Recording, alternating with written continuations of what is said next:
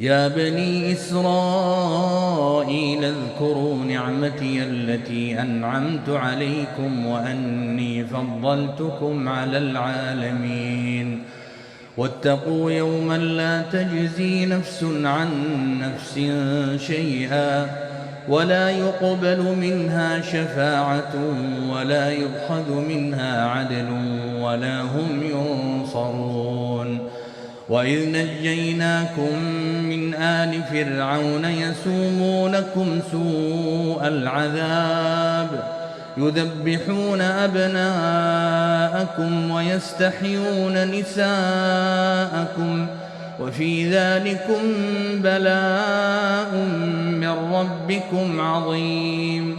وإذ فرقنا بكم البحر فأنجيناكم وأغرقنا آل فرعون وأنتم تنظرون.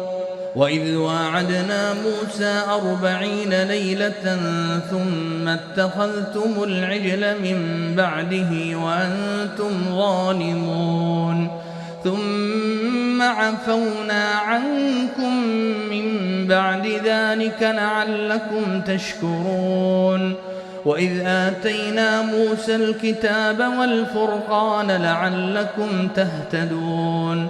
وإذ قال موسى لقومه يا قوم إنكم ظلمتم أنفسكم باتخاذكم العجل فتوبوا إلى بارئكم فاقتلوا أنفسكم ذلكم خير لكم عند بارئكم فتاب عليكم إنه هو التواب الرحيم. وإذ قلتم يا موسى لن نؤمن لك حتى نرى الله جهرة فأخذتكم الصاعقة وأنتم تنظرون.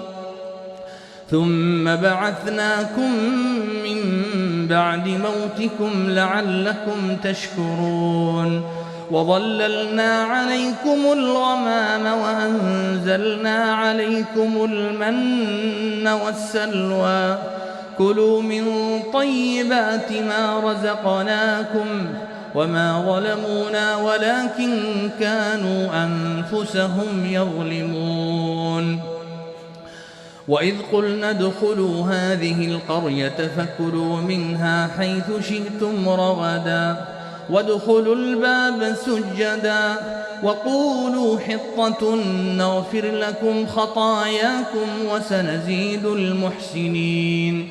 فبدل الذين ظلموا قولا غير الذي قيل لهم فأنزلنا على الذين ظلموا رجزا من السماء بما كانوا يفسقون.